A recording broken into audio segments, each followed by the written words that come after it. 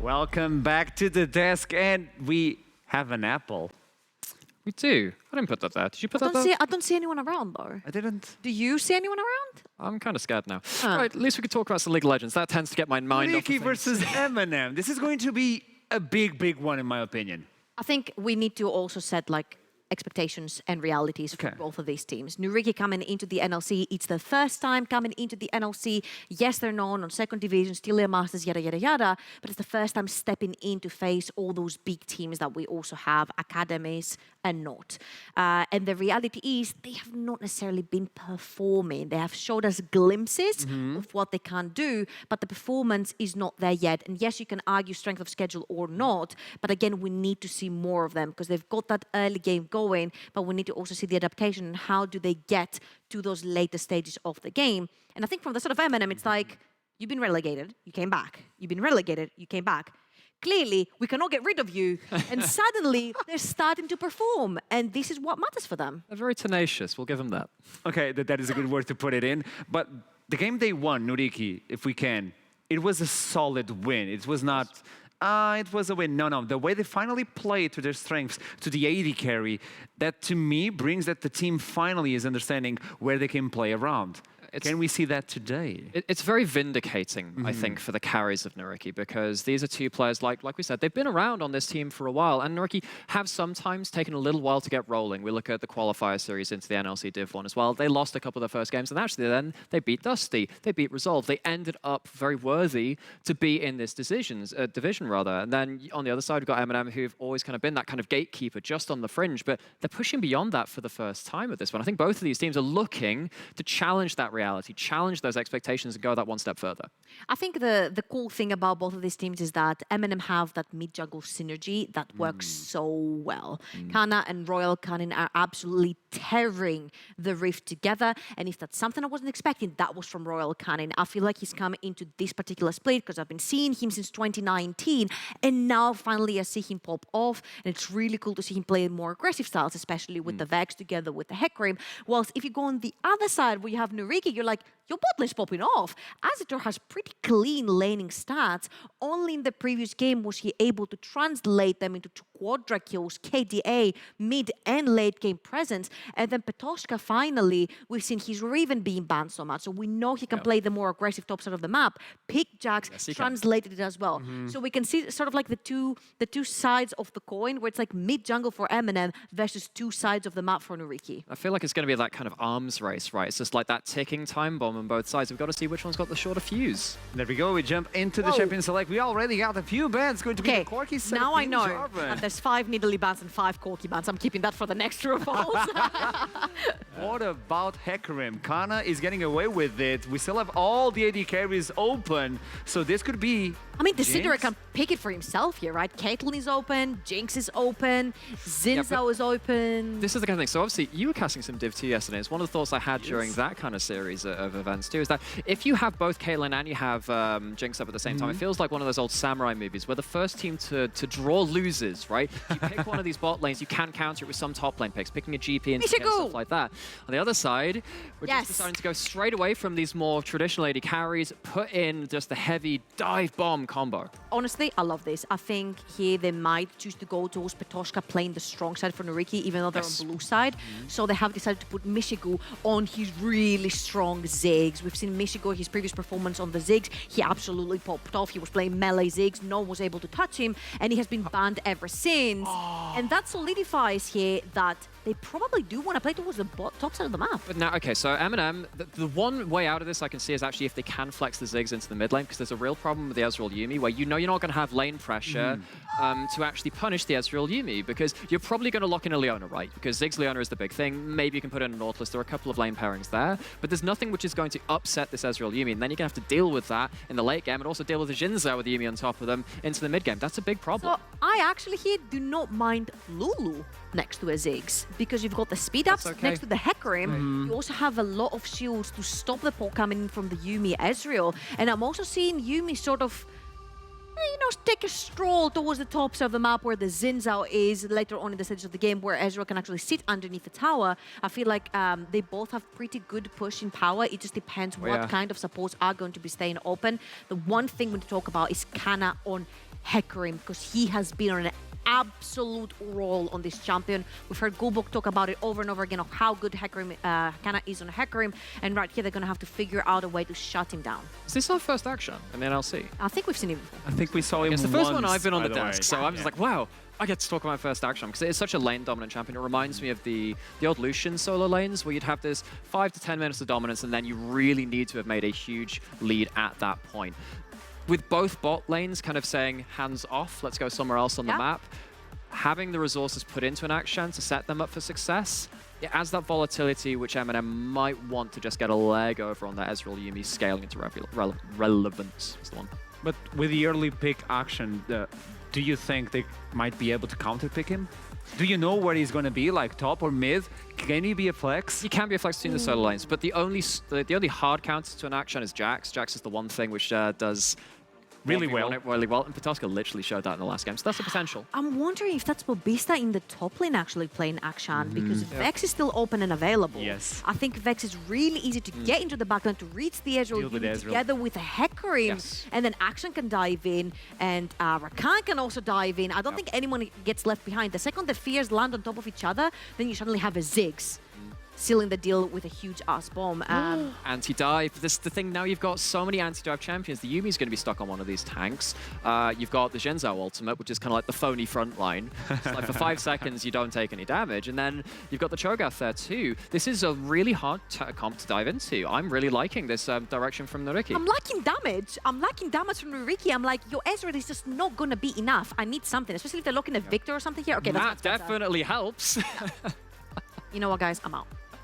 I'm out. Let's run in here. Nah, I've had enough. Luck, I've had by enough. the way, Nah, we nah, still nah. have to deal with this one, because Sylas, the last pick, you have a lot of good ultimates if you want to steal, especially the Hecarim ulti. But Troubling will walk to the casting death, then die of a game 1 banger. I want to see what the R5 is here from MNM, because you can see the whole identity of this team competition coming in from MNM, like where they're trying to go for that hard dive.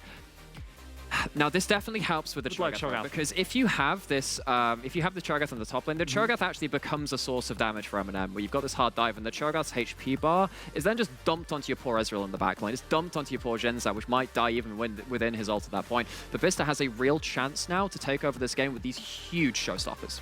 with this set on the top side, dealing with the Cho'Gath, he deals so much percentage damage in the early game. He can just set up for a few kills, and if you don't allow Cho'Gath to farm in the early game, you kind of squishy even though you're trying to get something out of that. But this is the composition that we're going to get. And before we toss it to the caster's desk, tell me, where do you think the early game is going to be? Because, by the way, MNM Gaming always have the first dragon. So the thing about MNM is that, yes, you can talk about first dragons and stuff like this, but Hecarim loses almost every 2v2 in the game before level 6. And then you're on the other side, you got the Sylas, who can brawl a little bit, but maybe not so great into the Akshan. A lot of this early game pressure from MNM has to come from lane pressure from Akshan. That's what I'm looking for. So this is going to be the early game, and we'll, whoa, there we go. We need to toss it to the casters. We have initialized with trouble as well. Good luck, guys. Why did he say good luck? Who knows? What are we for? Oh man, I've got to say, that apple was really good. I'm Ryuk. Sorry, I mean initialize. And got to prepare for trouble. I'm going to make it double. No, She's going to hit me for that one. I get one. no. I get one. That's it. I get No. one. I'm not apologizing. I'm just going to get like beaten up after this cast, and it's my fault. Right. Violence does solve everything, though. Katarina main, by the way. So we're coming onto the Rift with a very glorious view of the various wildlife available to your senses on the Rift, but interesting drafts to talk about there. Your initial thoughts now, you've had a little bit of time to think about it. We were talking MNM's mid jungle's pretty good, but side lanes from NYYRIKKI potentially quite dangerous. Have you got a favorite coming into this first match today? I don't know if I have a favorite. I definitely do see a lot of comfort from both teams here. You've got Kana on his Hecarim, you've got Mishigu onto his Ziggs, and then if you look on the other side, I think it's what we talked about a little on the desk, is that Petoshka is not going to play on anything that's aggressive. He took a step back. He was also playing blue side, right? So there was no counter pick right there. And they have all eyes on that mid jungle from the side of NYYRIKKI. I feel like this is going to be Desidera and Aero trying to shut down Kana and Royal Cannon, who make all the plays on the map in the early game. And if you also look at their summoners, Royal Cannon is going for that ignite. Oh, yeah. So I'm expecting to see a little bit of action with Kana towards the mid of the map to try and shut down the Sylas. All right, all eyes on mid-jungle 2v2. And honestly, for NYYRIKKI, that's easier said than done, because let's be real, Royal Cannon and Kana have been putting on incredible performances so far. What they were doing even yesterday versus X7 of all people was brilliant for the first 30 minutes, and then it kind of fell apart. They've got to try and stabilize a little bit here today. They've got NYYRIKKI got their first win yesterday.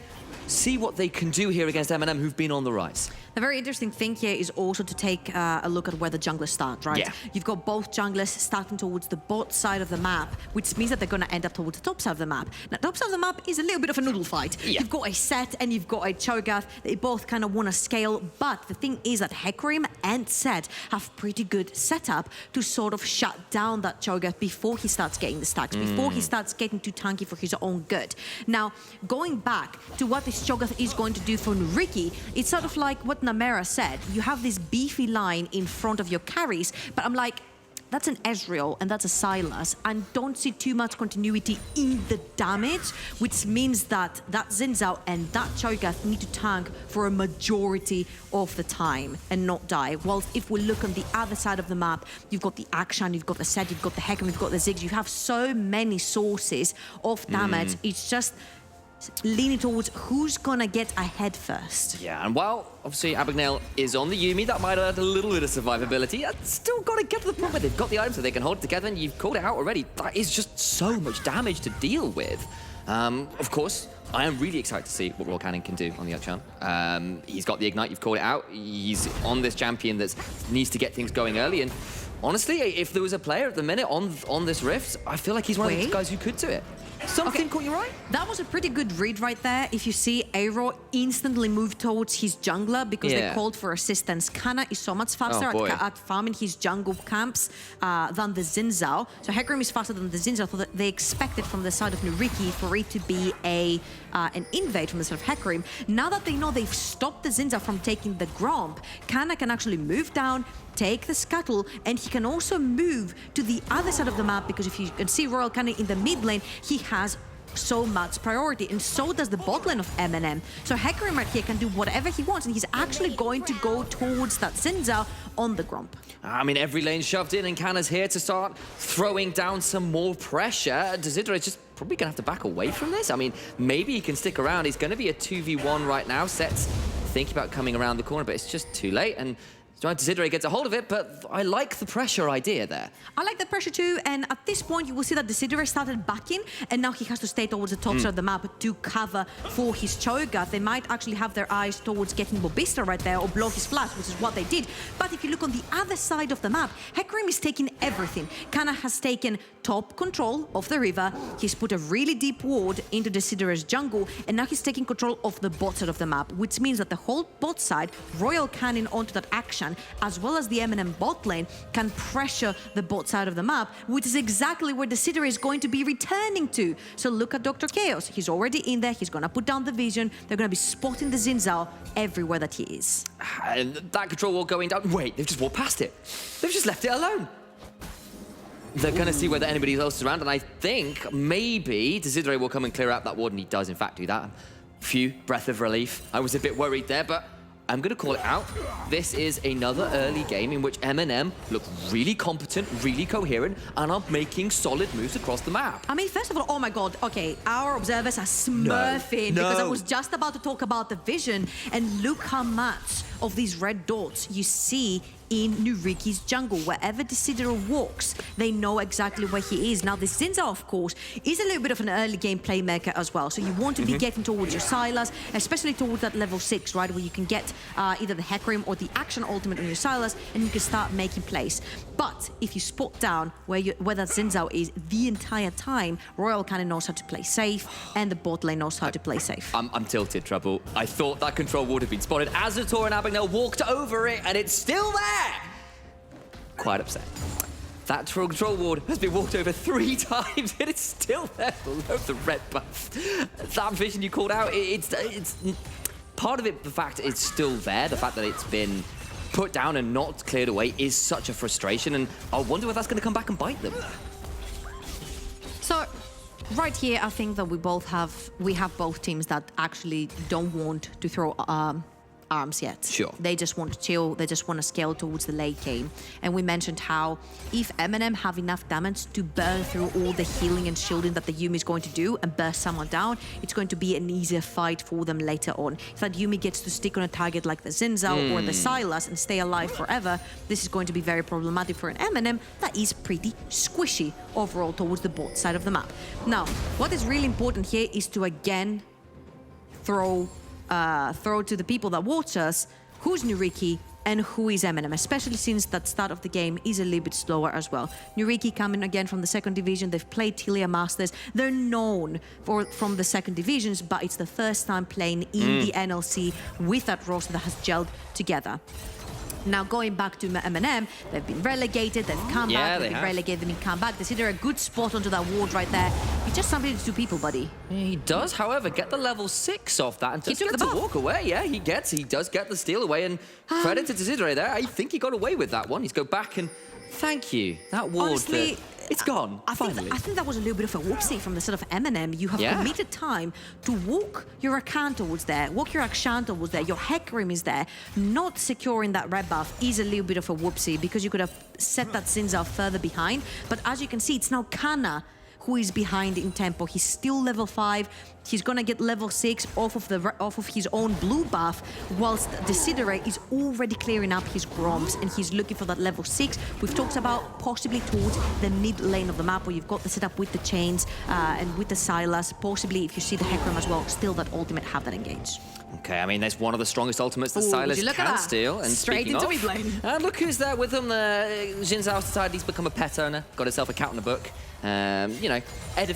Giving yourself more intelligence as you go along with that is maybe a bit more as Mishigu and Dr. Chaos around as well. I need to give props to MNM right here because we mentioned how after Desidero is level 6, he's probably going to look to take a pick in the mid lane together with Aero. They instantly read that. They moved Mishigu into the mid lane. They have him clearing up this wave, which means that Aero cannot move away from the mid lane. The Ezreal is not that quick at clearing the bot side of the map. So I feel like so far MNM and Kana have been taking the upper hand in this whole trade in the jungle.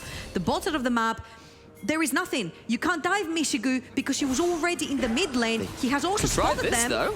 And they got a flash on top of him. I don't think he can just get out. That's an ult up into the air, but it's just a 21-gun salute, and he's down for first blood. I was just complimenting him. Literally, I was just complimenting him. What are you doing? Trouble. I mean, it wasn't my fault. I literally said, this is such a clever play because putting your Ziggs in the mid lane means he's not diveable in the bot lane because there's no one there. And this is what NYYRIKKI tried to do. They tried to push into the jungle to try and dive whoever was bot lane, and the Mishigu just walks into them. Exactly. I was about to say, look, the prize that they get from the early sort of jungle pressure was Kana getting the Rift Hell for free. Mishigu gets to back to lane, they can stop the dragon happening. Instead, Mishigu dies and they get a dragon. It's a much more even, honestly, positive trade. The problem here is that also the Ziggs has burnt his flash. Yeah. So he can't necessarily move too freely around in the bot lane, especially with the Zinzao on the loose. On the other hand, though, again, the 2 junglers, if you look at the Desidero, if you look at Kana, Kana is ahead about...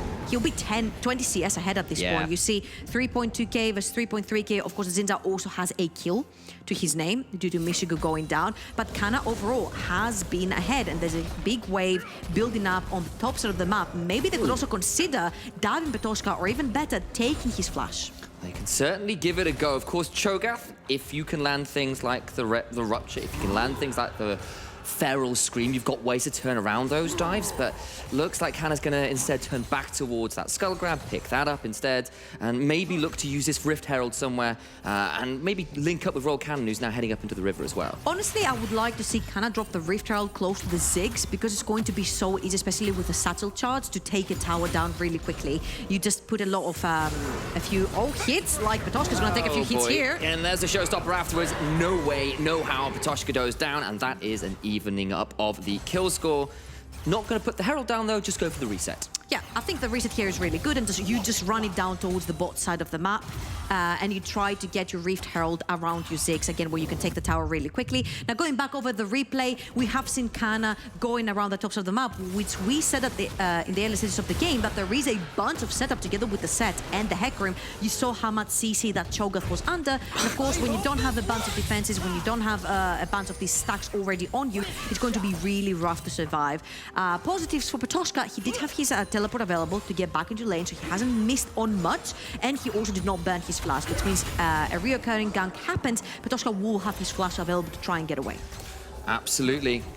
Does it, you know, you lose at least a minimum there. I think that's fair to say. And you've still got a few minutes until this dragon, so you can sort of think about setting up your lanes to maybe be around and turning things around as NYYRIKKI start pairing up with some of their bot side of the map to try and control this bot side river, as there is a Herald in Cannon's inventory, as we've mentioned before. Maybe thinking about dropping it mid, or just looking for a reset for Cannon. Not quite sure. At this point, honestly, because the Ziggs has also lost the flash, I would like to see the team moving around together with Michigo to try and put into action that Rift Herald, and that's exactly what they're going to do. They're going to run it down the bot lane, possibly try to clear out the wave, but there's just no wave with Michigo. This is why I would like the Ziggs to go towards the mid lane of the map, where he still has flash available, and we all know that Akshan does really well on the side lane as well. Okay, well, thus far, that's not what's happening. Got to see where the troubles again, requests come through. They're going to go again. They're pinging bot side of the map because they know that the Sidere has Abagnale on him and he's not currently on the bot side of the map. That is great stuff right there. They will take one more wave.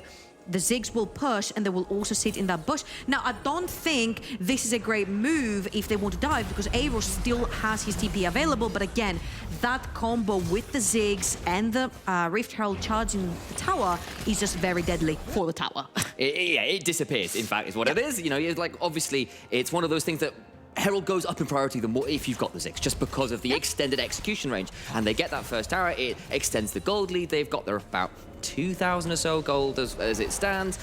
Not a bad start. It's just been relatively quiet, I think it's fair to say. I mean, yeah, you've got an Ezreal which scale into the late game. You've got the Cho'Gath as well and the Sylas. You know that these guys are menaces when it comes to the late game, both in tankiness and a bunch of damage. And on the other hand, you've got the Ziggs. You need a few items on the Ziggs for it to blow someone up. And talking about items, Ludenseko completed from Michigo. You also have the Sunderer completed for the Hecarim as well as top laner items, and also Gold Drinker for the Sidere onto that Zinza. So a bunch of mythics have already been completed. Now, I really like what MNM are doing. They're ahead of the play right here because they have transitioned their bot lane towards the top side of the map. There's already one tower plating that has fallen, and having the Ziggs towards the top side of the map, you open bot, you open top, and then you can bleed your pressure through mid. Azator wisely Arcane shifts away there, as there was an attempted look at a gank there, and as you kind of called out, is Everfrost for the Cho'Gath. That's not full tank, and of course it's Patoshka. This is the guy who's known for Riven, for Jax, that kind of thing. Exactly. I want to see whether this goes even more into the AP front, because I would enjoy that. I just don't know whether that would be sensible. Oh, this is really dangerous. Patoshka is like really clever here because he knows he cannot see the Hecarim and he cannot see where the Rakan is. Now, I'm really liking the fact that they have suddenly started playing around Michigo. It's just so important to take the Ziggs around the map. I've mentioned so many times that Ziggs is an AP Caitlyn.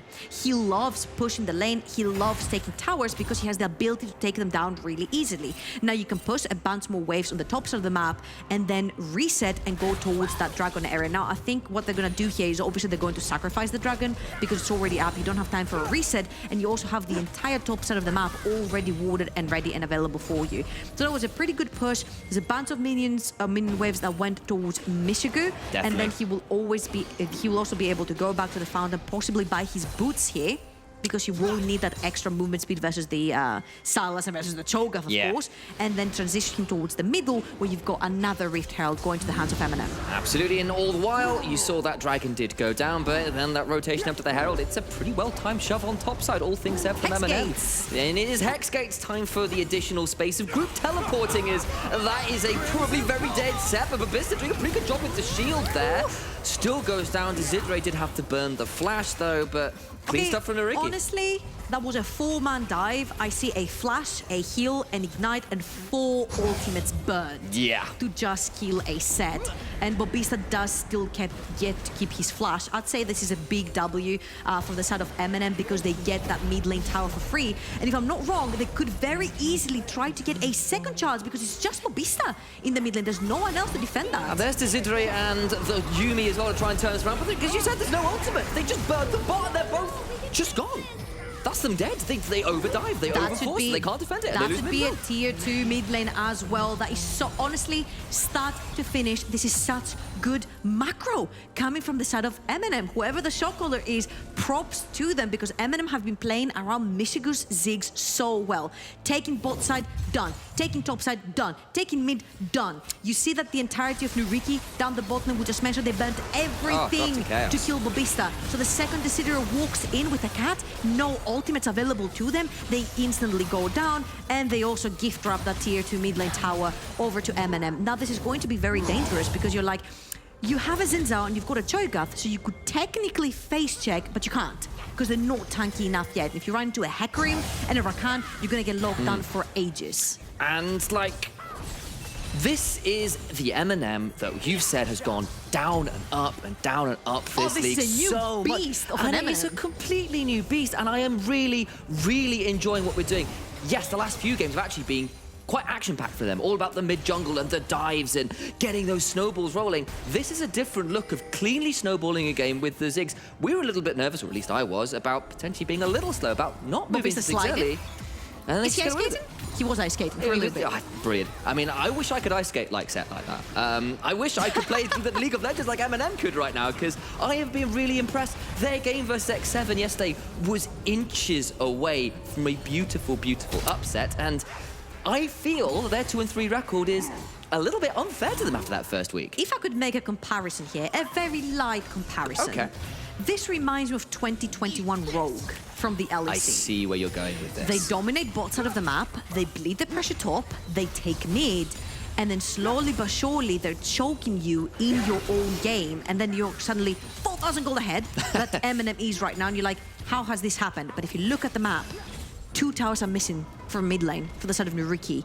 2 other towers are missing also from top and bottom from NYYRIKKI. That means that MNM now have a very easy pathing into the Dezidre's jungle. You can put down a bunch of wards, which means that now you have priority in the river and you can start denying dragons for NYYRIKKI. Appropriate timing to bring that up, because it's about 1.5 minutes until that next dragon spawns. And as you said, there's the vision control going down nice and early, and I just don't think NYYRIKKI are going to have much of an opportunity to even defend this dive in bot. Toshka has got to flash away. The teleport will come through from Miro as well to help defend it. And But that was what? That was 1 Rakan W and 1 Ziggs ult, and it took a flash and a teleport out of NYYRIKKI. It feels like every time MNM are pressing buttons, somebody either dies or pays dearly with a bunch of summoners. And this is what happened here for NYYRIKKI as well. Now, let's take a little bit of a look before the dragon fight and see what the setup looks like for this dragon, because it's going to mean so point for the set of NYYRIKKI. So this is very important for them to make sure that they've got their vision down and they're ready to fight MNM. Now, talking about fighting MNM, this is the perfect time, if you are behind, which NYYRIKKI is, to fight your opponent team on the what I call 1.5 item deficit, which means that MNM have not yet completed the second item, so they're sitting on Mythic and a couple of components, which means that it could be easy-ish to turn the tides around. Very important.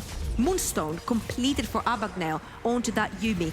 Can he keep his teammates alive, especially Aero? I think Aero is going to be the one to highlight during the fights. Can he zone away Michigo? Can he dive into the backline together with the cat and stay alive while doing damage? If they can win this fight, they secure themselves soul point. That would be a big deal. If they lose it, though, this game is looking pretty close to lights out with the gold lead that's already gone down, and that's a nasty chunk. But of course, as you mentioned, Moonstone helps turn that one around a little bit with the help of some zoomies, and Stroll Cannon just going rogue on the side there, off vision. The thing that NYYRIKKI haven't done here is they haven't necessarily pushed that mid lane wave, which means MNM are getting to walk into that river for free. And look at Royal Cannon's positioning. He's going around. Oh no, Desidere's just gone before we can speak about it. The final chapter comes through. I just don't think it's going to be enough.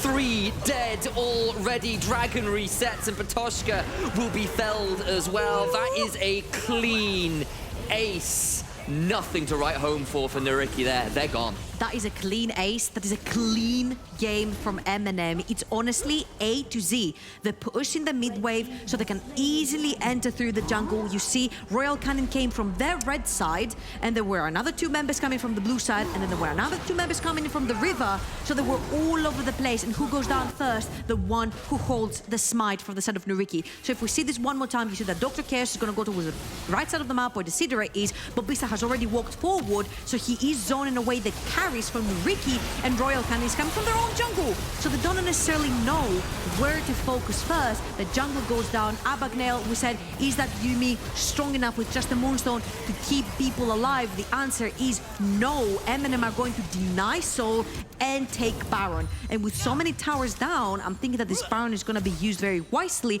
to push down the 2 outer towers remaining for NYYRIKKI. Oh, what a ridiculous series of plays, from all of that gold to getting control of the red side jungle to that dragon fight where they get 5 for none, they stop the dragon stacking, and then they get Baron on spawn.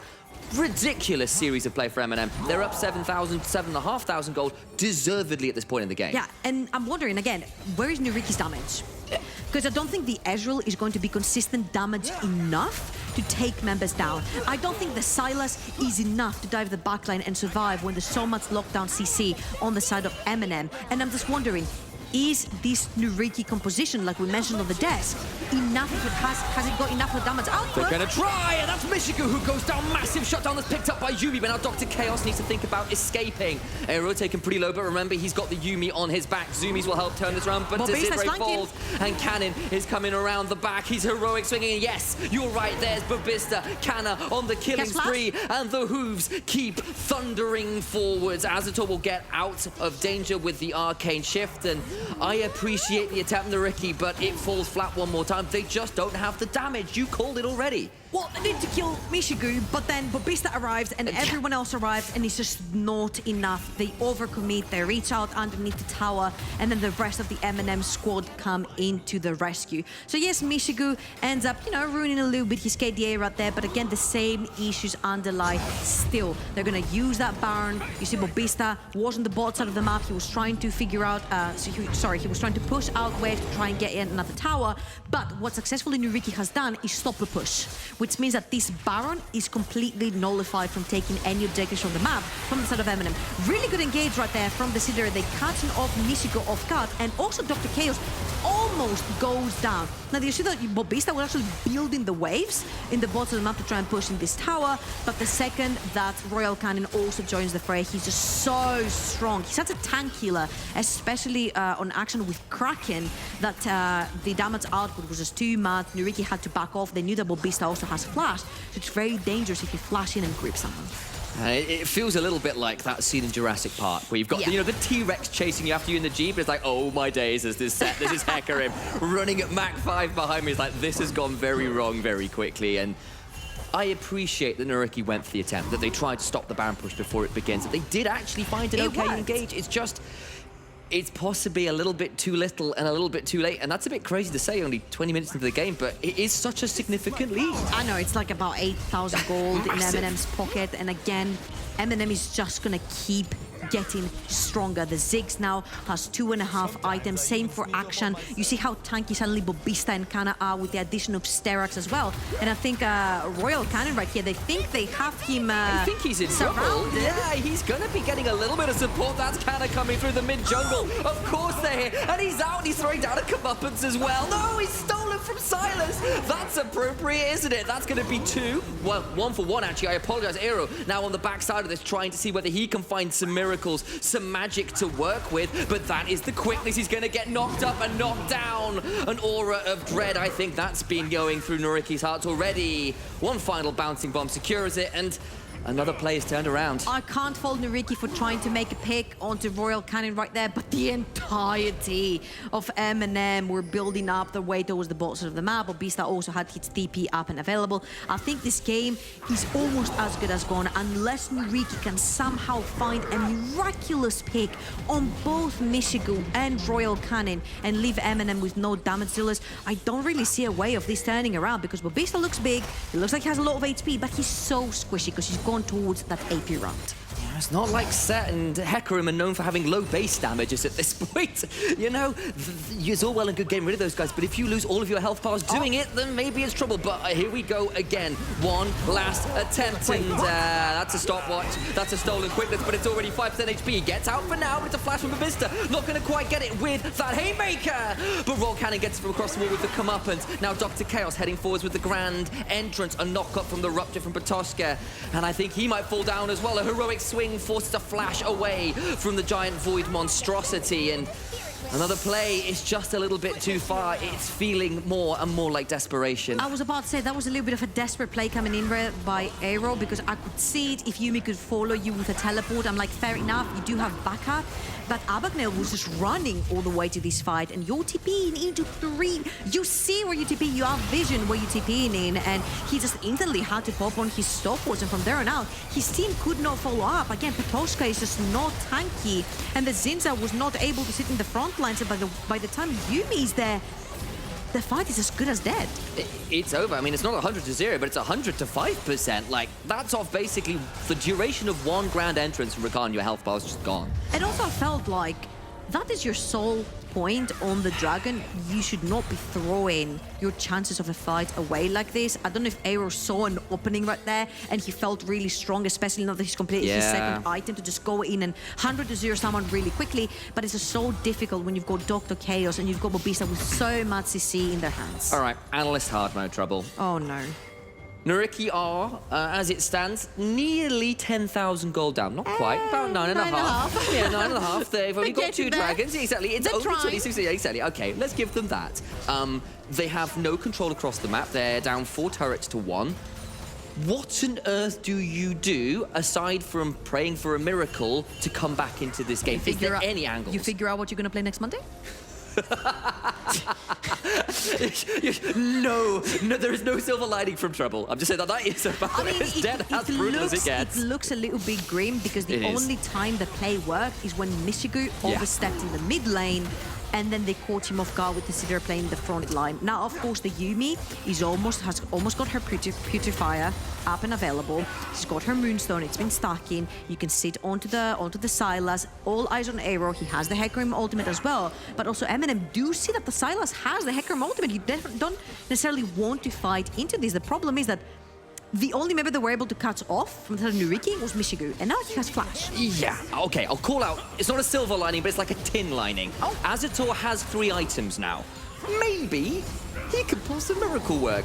It's a very small chance, but maybe that can be an answer, as Dr. Chaos might be saying, yeah, you're completely wrong, Sam, and... here goes your jungler. Yeah, your jungler's gone. That's an onslaught of shadow across the wall, and Azator is fleeing, flashes away from the Mega Inferno Bomb, and Patoshka is left out to the wolves. Double kill for Michigu on the Ziggs. Yeah, straight into Baron we go again, and you see the second Desiderius walks a tiny bit forward, he instantly goes down. The lockdown from the Rakan is just way too much. There's 4 damage dealers on the side of MNM, so he instantly burns from AD and AP damage. Really hard to itemize against. He doesn't even have a second item. That gold drink is not going to give you enough. Look, he's trying, it's going in, but I just don't think it's going to be anywhere near enough. Silas and Yumi dead once more. It's a double to Babista, and Azitor is the one man left standing. And yes, you can throw up the occasional Mystic shot, but it means nothing at this point. It's just so sad to see that NYYRIKKI are going down without a fight. I felt like MNM have been playing the map Stella from minute one. And as you can see here, we mentioned that all eyes on Aero because he has that Hecarim ultimate. But 1v5 is going to be impossible when you're 10,000 gold behind as well.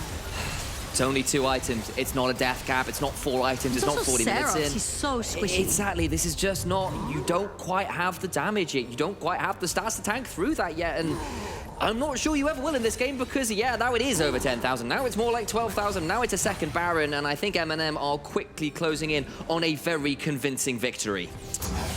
Yeah, this is going to be very rough for the side of NYYRIKKI to try and defend. They don't necessarily have the best wave play. I mean, you do have the Cho'Gath, but you see that Cho'Gath and Silas are both melee champions. They're going to have to get on that minion wave to try and shut it down and push it back. And the second they do that, there you go. Royal Canis is going to try to jump in. Gets the Yumi ult. Oh, they thought they might be able to capture going a bit deeper. Said there'll be a fight in the mid lane as Azitor takes most of his HP. Kana is going to walk out, none the worse for wear. That is an absolute war horse right now. The armor plating on that one's looking more like a cataphract.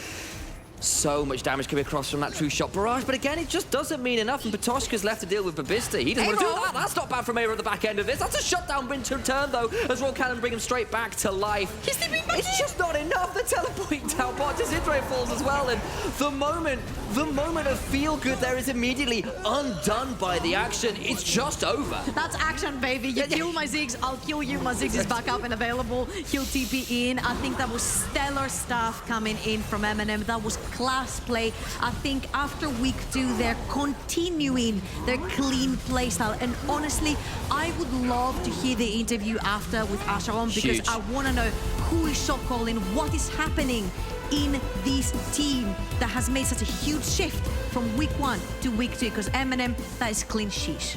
Absolutely true. We had a segment earlier that was take a bow. It was for individual players. I think, honestly, MNM, take a bow. Solid, solid stuff. I am well impressed. Don't take that loss to X7 to heart, because I think next time it's getting even spicier. But from us for now, we're going to cut to a quick break, and the analyst desk will take it from there.